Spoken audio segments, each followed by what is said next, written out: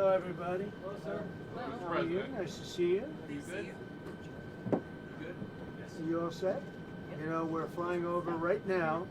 We're flying over a thing called the Gulf of America, and I'm signing a proclamation, and perhaps you could define that.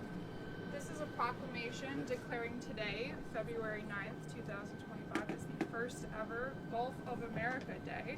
This follows the President's executive order issuing a name change from the Gulf of Mexico to the Gulf of America. And we're flying right over it right now. So we thought this would be appropriate. Even bigger than the Super Bowl. This is a big thing. And almost everybody now has assented to that. Attention on board. Ladies and gentlemen, if you could please direct your attention out the right side of the aircraft. Air Force One is currently in international waters, for the first time in history, flying over the recently renamed Gulf of America. Please enjoy the flight, and we are now about to head westbound to Super Bowl 59. Wow, he did that well. That's a good. Isn't that nice? You know, what about make America great again, right? That's what we care about. Okay, here we go.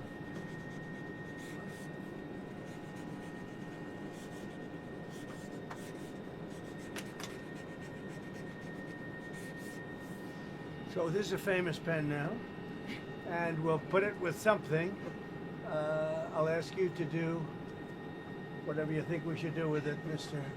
Secretary. Do you want to talk about, you know, Doug, Secretary of the Interior, and also working with Chris Wright on extracting vast amounts of oil and gas and making our country rich? Would you like to say something, Doug? Well, with the Gulf of America, this is a historic day. We want to thank President Trump. His executive order is what set this in motion. We signed a secretarial order as Secretary of Interior directing the U.S. Geologic Survey, who is responsible for the database, which is the Geographic Names Informational System. And so just prior to this signing, if you will, the button was pushed. It became official with this proclamation to call today Gulf of America Day. But now it's going out. As we're sitting here right now, our team is calling all the map providers, so Google Maps, Apple Maps, all the map people. That change will take effect this afternoon to Gulf of America. So again, fantastic. Thank you, President Trump, for setting this all in motion with your executive order. It's an exciting, fun day, and great to do this as we're flying over the Gulf of America. We thought it would be very appropriate. Catherine, thank you very much for being here. So It's happy been to a very be here. important part of his life. And who knows what would have happened to it without you. It might not have been good. Here you go. Okay. Have you talked to Mexico about this? Actually, interestingly, I've never spoken to him about it. It was our call, and I have not spoken to him about. I've spoken to him about many other things, but I haven't really talked to him about this. They have never brought it up. I'm a little surprised at that, but they've never brought it up.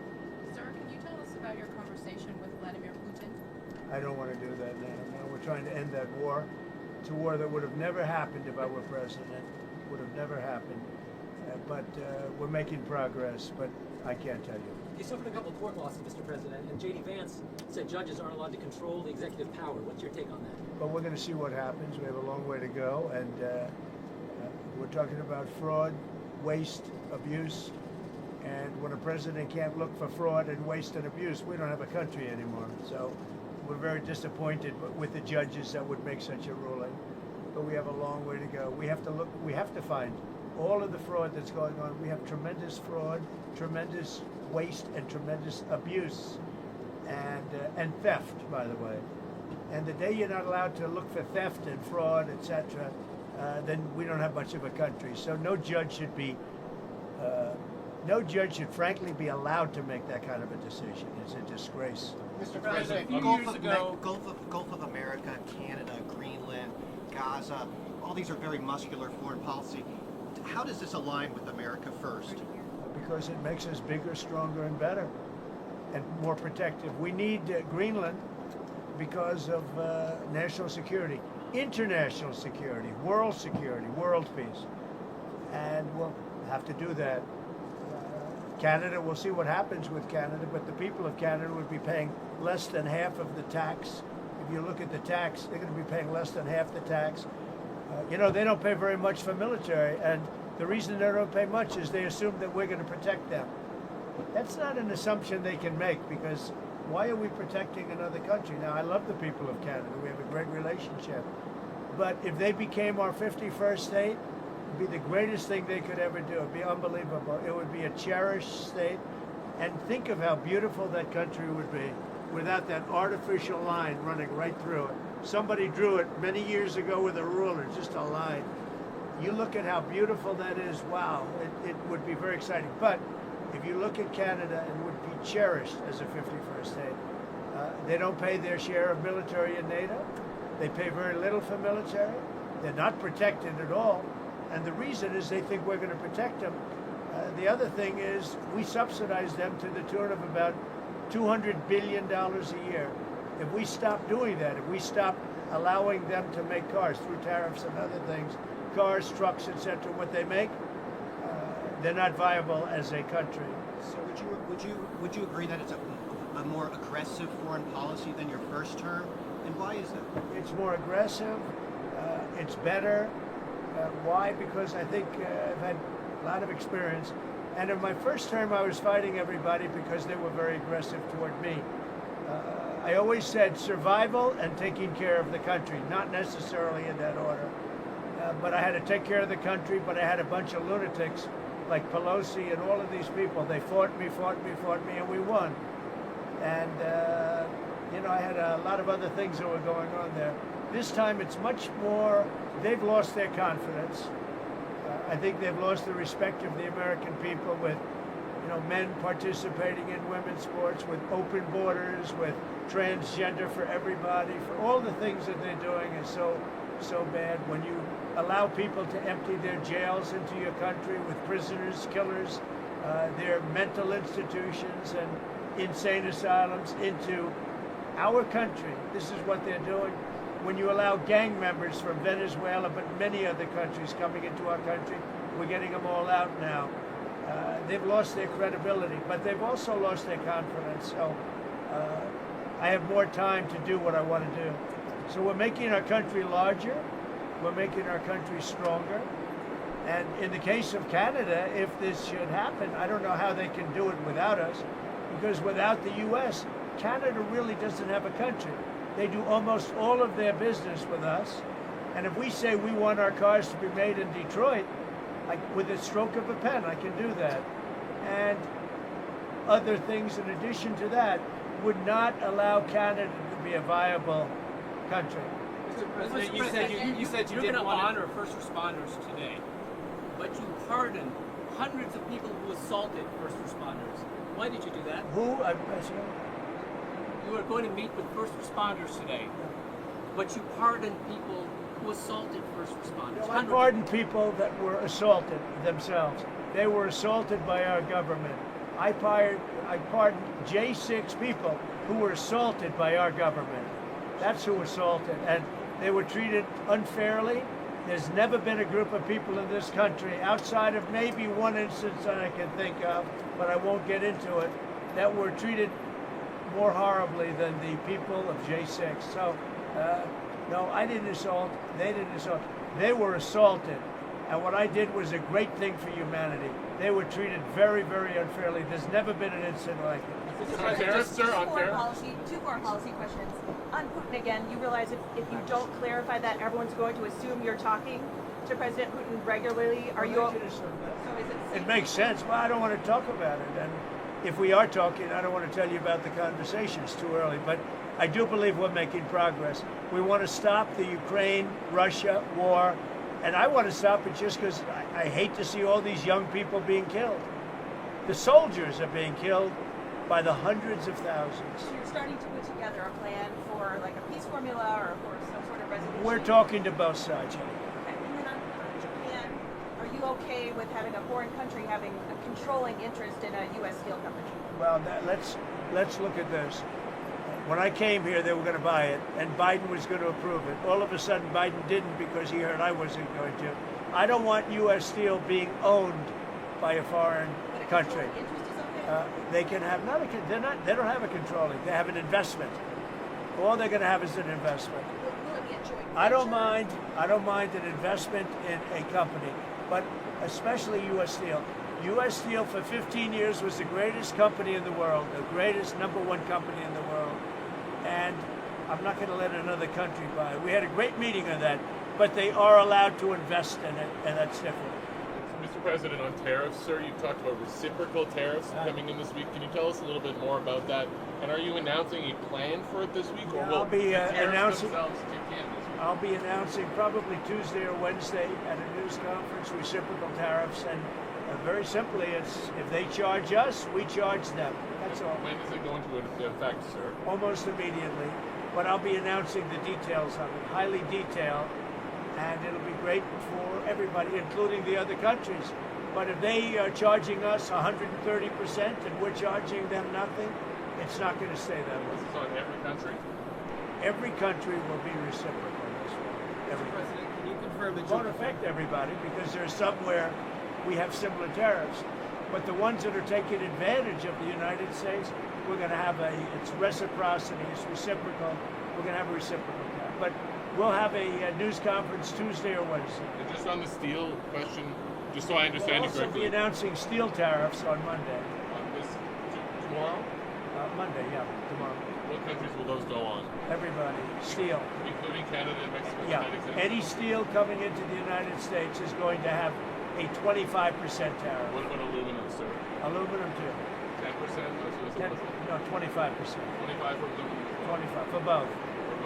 And on steel, sir, are you ruling out then Nippon Steel having a 51% stake or higher? They won't have a majority stake?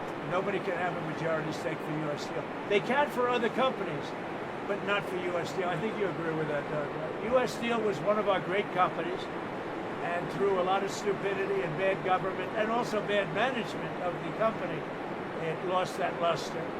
But it's going to gain it back, and tariffs are going to help. Tariffs are going to make it very successful again. And I think it has good management now, too. Yeah. Sorry, may I ask one, please? Can you tell me, can you confirm that you'll be meeting with MBS and Sisi of Egypt soon? Will that be at the White House, or are you going to speak Well, to I'll them? be meeting with all of them numerous times, by the way, but I'll be meeting with all of them. And yeah, I think that it's a big mistake to allow people, the Palestinians or the people living in Gaza, to go back yet another time. And we don't want Hamas going back. And think of it as a big real estate site. And the United States is going to own it and will slowly, very slowly, we're in no rush, develop it. We're going to bring stability to the Middle East, to a totally war-torn part of the Middle East. A part of the Middle East that has caused tremendous problem, the Gaza Strip. And we'll own it. It's totally demolished right now. It's a demolition site. It'll be reclaimed. It'll be leveled out, fixed up.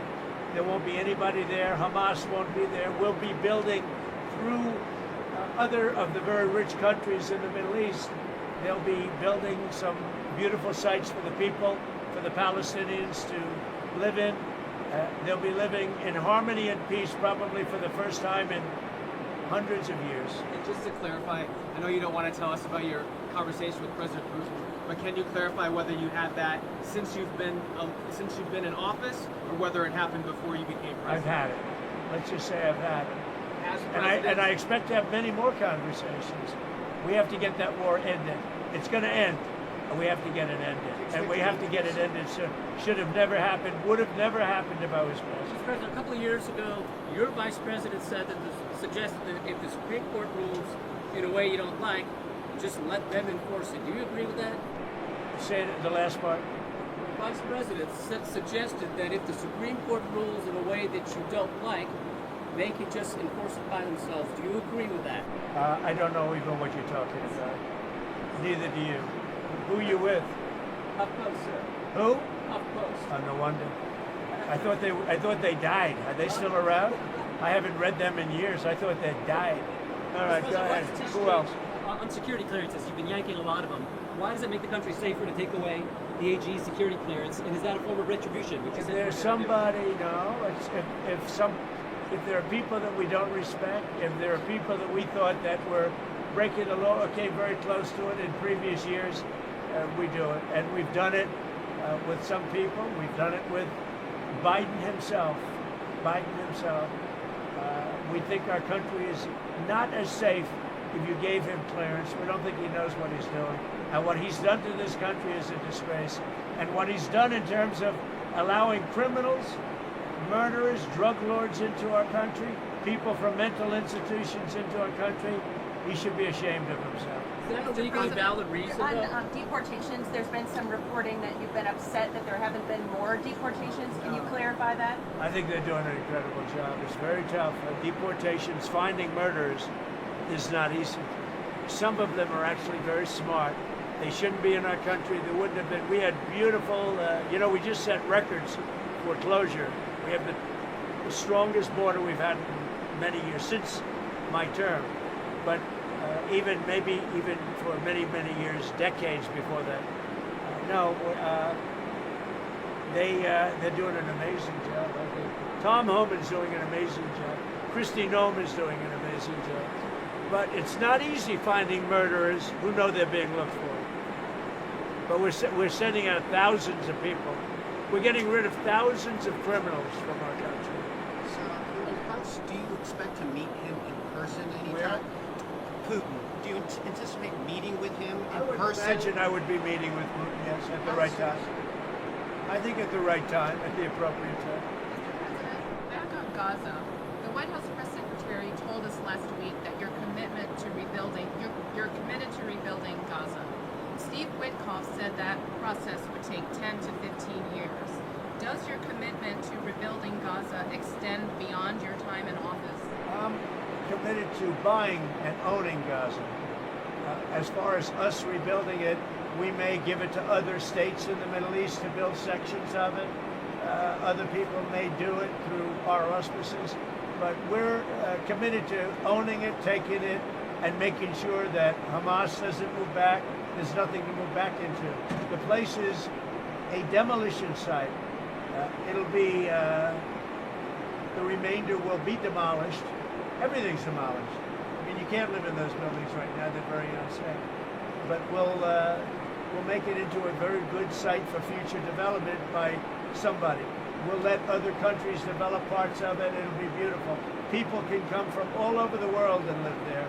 But we're going to take care of the Palestinians. We're going to make sure they live beautifully and in harmony and in peace, and that they're not murdered. This has been the most dangerous site anywhere in the world to live in. Hamas has been a disaster. And by the way, I have to tell you that I watched the hostages come back today, and they look like Holocaust survivors. They were in horrible condition. They were emaciated. It looked like many years ago, the Holocaust survivors. And I don't know how much longer we can take that. When I watch that, I know we have a deal where we're supposed to they dribble in and keep dribbling in, but they are in really bad shape. They have been treated brutally, horribly. Even the ones that came out earlier, they were in a little bit better shape, but mentally they were treated so badly. Who could take that? At some point, we're going to lose our patience. When I see that scene that I saw today with people coming out of helicopters and airplanes that are emaciated, that look like they haven't had a meal in a month, no reason for that. And I don't know how much longer we can take it. Do you mean you want to recast the I don't know how long we can take it. When I watch people that were healthy people a reasonably short number of years ago, and you look at them today, they look like they've aged 25 years. They literally look like the old pictures of Holocaust survivors. The same thing. I mean, the same thing. And I don't know how long we're going to take that. Mr. President, have you gotten some advancement in your proposals for some of the Gulf or Arab nations to take some of the Palestinian people? And if not, what do you think the reason is for their hesitance? Is there some very honest reason that they've even told you privately, or that you think why they're hesitant to take the Palestinian people? Why are they hesitant to take them? Because they never spoke to me. They spoke to other people. They didn't speak to me. When they speak to me, they're going to take them. Is it because they think allow them to return to Gaza? Is that part of it? They or- don't want to return to Gaza. If we could give them a home in a safer area, the only reason they're talking about returning to Gaza is they don't have an alternative. When they have an alternative, they don't want to return to Gaza. If they had a home that was safe, where you don't have Hamas threatening them, killing them, torturing them, they'd rather not return to Gaza. But right now, Gaza is the only alternative. As far as the other regions, the only reason they maybe don't act enthusiastic is they haven't talked to me. They talk to other people, but not to me. When they talk to me, they'll be enthusiastic. And then on spending, you found some maybe questionable expenditures, or Elon Musk has found them? Some questionable. The whole country looks like it's a fraud. It's fraud, waste, abuse, but it's a tremendous fraud. And what Elon and his group of geniuses have found is unbelievable. It's unbelievable. And that's just in USAID. Soon we're going into education. You'll find the same thing but bigger. Soon we're going into the military, and you're going to find a lot of bad things happening there. You'll find it because our government has not functioned properly for many, many years, and we're going to make it function properly. We're even looking at treasuries. There could be a problem. You've been reading about that with treasuries. And that could be an interesting problem because it could be that a lot of those things don't count. In other words, that some of that stuff that we're finding is very fraudulent. Therefore, maybe we have less debt than we thought of. Think of that. So a lot of things are happening, but Elon's doing an excellent job. We started with 12 guys with high IQs, and now we have 100 guys with very high IQs. Do you think Congress has failed to do their oversight, or do you think your first administration, some of your cabinet agencies I failed think to everybody do failed. I think everybody failed. He's just put out why does Elon's financial disclosure remain secret? Because nobody's looking at that. We're looking at all the corruption that's taken place. I mean, his financial disclosure is largely the number of shares that he's got in very public companies, and that's not secret at all. If you read that, you'll see a lot. I mean, he talks about his whole thing. I read one where it really gave a very good history of him, but basically it's a number of shares times a certain stock price. So why is that not public? It is public. All you have to do is read it.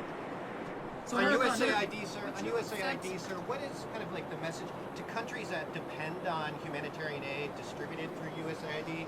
What is your message to those countries, sir? The ones that have been, the few that have been legitimate in terms of getting legitimate money, will probably put it through the State Department. It'll be handled by Marco Rubio, highly respected man, Secretary of State. There's no reason for USAID, when you look at the politicians that have been in there sucking the blood out of it, when you look at all of the fake deals, I mean, look, all you have to do is get a list of all of the things. You can see by the heading. It's fake, it's fraudulent, it's probably kickbacks, where they send the money and then it gets kicked back to the person that sent it. So the ones that are good, and there are not many of them, but the ones that are good, and there are some, will probably have that be handled by Marco Rubio in the State Department. Will they take on some of the USAID workers, They or could, if they like. Mr. President, another Will it one. still be called USAID, Mr. President, or will it not? I don't know that it's going to exist. Why would you need it? The State Department can take care of it. Do you think the amount of spending on foreign aid will decrease also? Or just the number of employees? It should decrease, yeah. I hope it decreases. Yeah, by how much? When By we half, have $36 trillion in debt, and we're taking care of countries that are very rich and sending aid to countries in some cases that are rich, in some cases they're not rich. But no, it should very much decrease. Mr. President, another But it won't be the scams that you've seen. No, another clip that NIH put out a memo on Friday night. It's going to cut $4 billion from the percentage that they pay to universities and public colleges in all those states, not foreign countries. $4 billion. Is that okay to take off the top? Sure. It could be okay. I mean, you have to look at the universities. Some are legit. You could also say, why are we giving money to Harvard when it's got a $50 billion endowment? $50 billion.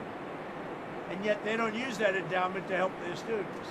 This is for research like biomedical research and whatnot. That's fine. Look, we want to take care of research. We want to do a lot of things. But when you look at the USAID and you look at all the things and all the scams that was with, I don't have to go through it now, but I'll get you a little list, and you'll see one after another. There were very few legitimate. It was the opposite.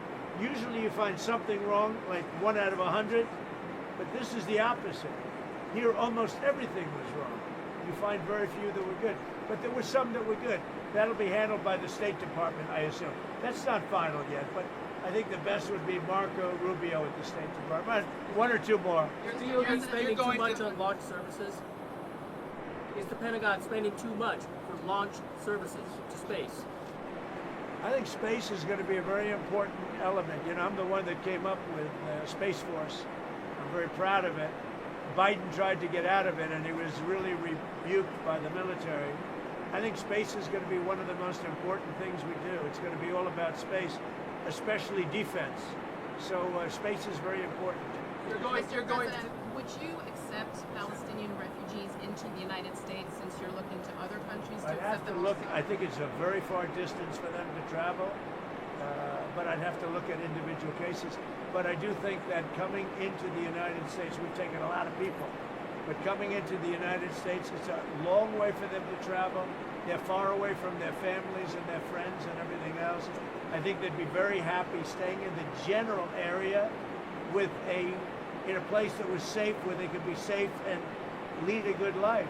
They don't want to go back to Gaza. As I said, I've said it a lot. They only go back because they have no alternative. They don't want to go back to Gaza. So we'll see. We hope that we'll be helped by Egypt. We hope that we'll be helped by Jordan. We hope that we'll be helped by other countries. We hope that some of the, like Saudi Arabia and others, can spend some money on it. They have tremendous amounts of money. They'll spend some money on making people comfortable and safe. One question about the Super Bowl. You're going to the game. One of the big things that you've done so far in office is cracking down on DEI. I saw that the NFL commissioner said, I think this week, that they're happy with their diversity program. What's your take on that? Would you like to see any changes there? I don't know what the diversity program is. To be honest, I know Roger very well. I'd have to look at what he said he's happy with. He was happy also with the flag and a lot of other things that didn't work out too well. We'll have to see what he was happy with. But right now, that's, you know what the law is. The law is the law, and it changed, and it's been backed up by the U.S. Supreme Court. But we'll see. There are a lot of interesting things going on right now. I'll tell you what, there's a light over the United States. People are happy. They're more confident. The approval ratings for this country have gone through the sky. More than at any time we've had approval ratings, that there's never been anything like it. We've never seen 49 points up. 49 points up. And I think there's a light actually long beyond this country, all over the world. I've been called by other leaders. They said, sir, there's a light over our country right now. There's a light over the world. We got rid of a horrible and a totally inept administration, an administration where the president wouldn't even go and do a Super Bowl interview. For 4 years, he didn't do a Super Bowl interview. I did. You'll see it in about 1 or 2 hours. What is your analysis of the football game? Your opinion, sir, on whether the referees have been throwing the games to the Chiefs all season? I don't believe that. What is your analysis of the game? What are you looking to watch for? Well, I think you're going to have a great game. It's 2 great teams. I don't know. Who knows who's going to win? You have great players, though. You have really superstars playing on both teams. So I think it's going to be a great game. Why do you want to be chairman of the Kennedy Center Board? Because I want to make sure it runs properly. We don't need woke at the Kennedy Center. We don't need, some of the shows were terrible. They're a disgrace that they were even put on. So I'll be there until such time as it gets to be running right. Have you seen any shows there? How do you know they're I terrible? didn't go. No, I got reports it was so bad I didn't want to go. There was nothing I wanted to see. Thank you very much, everybody. About Modi, sir? About Modi, you're meeting Modi? I look forward to it.